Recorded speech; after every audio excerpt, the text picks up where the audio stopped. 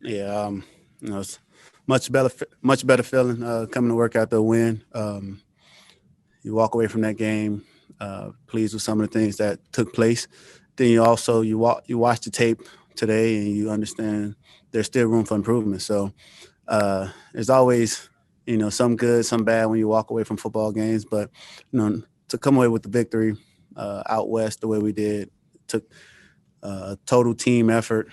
60 minutes of complete football. I think we did just that, and I'm proud of the guys. But now, once we put this game to bed, shift our focus to Arizona.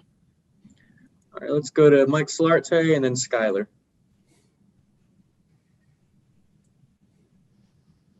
Thanks, Preston. Hey, Teddy, congratulations on the win. A win like that on Sunday is obviously, good for the record, but it's bigger. Is it not bigger for you guys in the room? Because you now know if we trust the process, stick to the game plan, do the things that this new coaching staff wants us to do, we can come out on the right end of it.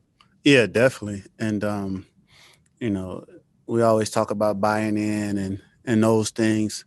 And coach has been doing a great job of just allowing guys to be pros.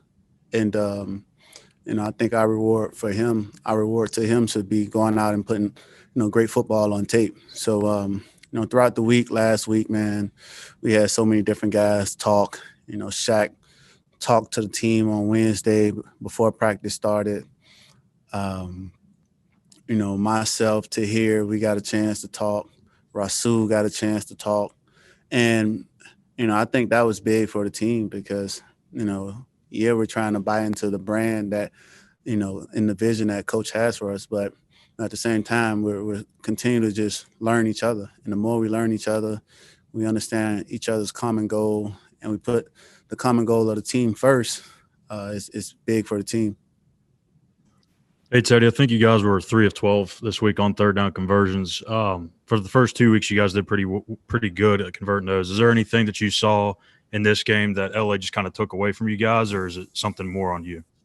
Man, LA is a good team. They have a good defense. But, you watched that game, and we didn't execute well at all. And we were in third and manageable situations. So, obviously we want to continue to work and be good in situational football. You look at us in the red zone, we only scored 1 touchdown. So, we still have a lot of work to do. Our mindset and the message should be to never be complacent. All camp, the first 2 weeks, you could say we moved the ball well and things like that. We executed well in different areas, whether it was third down 1 week, not turning the ball over 1 week. We just have to stay hungry. We have to stay, motivated to want to do better and be the best. All right, let's go to Miles and then JB. Teddy, you just sort of mentioned it, but the red zone, is there anything that you identified on watching film that you guys can take away from that and improve?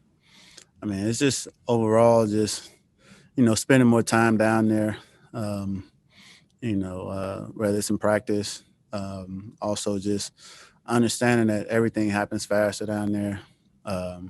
We have to have a mindset when we get down there that, we can still run the football or, we can still throw the ball. But at the same time, in the passing game, we have to understand that windows close faster.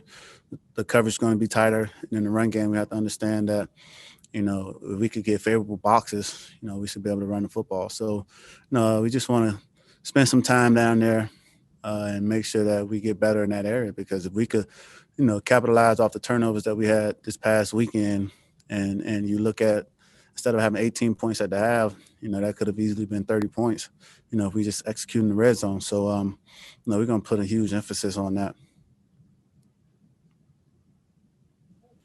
Hey, Teddy, JB Ricks here from Spectrum News 1. Thanks so much for taking out the time.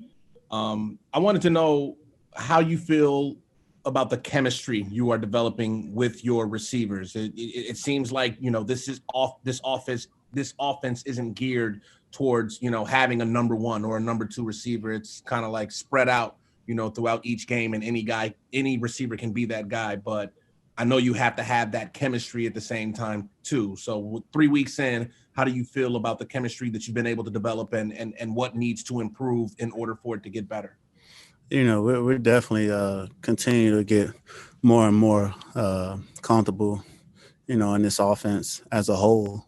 Like you said, each week it can be a different guy who steps up and make plays for us. So, those guys have that mindset that, man, it's my week, going into each game, instead of, oh, man, this might be the game DJ go off or Robbie go off or Curtis.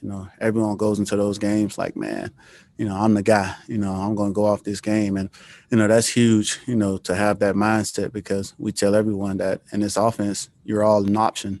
In the progression, we're going to exhaust progressions, try to find ways to get everyone the ball. So, I mean, moving forward, we still have room for improvement. I think we could, do a better job of just communicating on the sidelines, as the game is going on. But, that comes with time, spending time together, getting a feel for each other, in-game personalities, on the sideline and things like that. But overall, man, that group, those guys have been working extremely hard.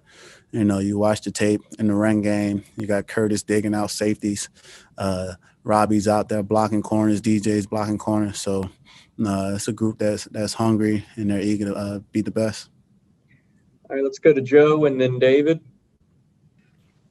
Eddie, how closely do you follow the rest of the NFC South, and just kind of wonder what your early take is on the division and some of the teams that were expected to be pretty good in the division off to sort of slow starts?